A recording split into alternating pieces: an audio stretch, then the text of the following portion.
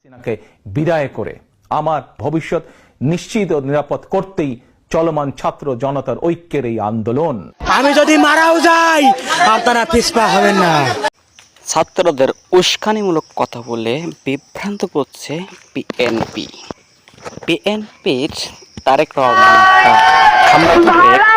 লন্ডনে বসে বাংলাদেশের ছাত্রছাত্রীদেরকে নামিয়ে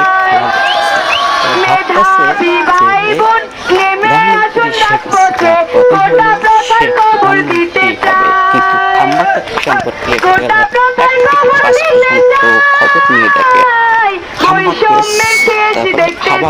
হাবা ভবন করে 1 থেকে 5 সাল পর্যন্ত বিএনপি যে লন্ডনে অর্থ পাচার করছে সেই টাকায় লন্ডনে বসে বসে খায় এবং দেশের মানুষের উস্কানি কথা বলে বিভ্রান্ত করে রাজনৈতিক চাল।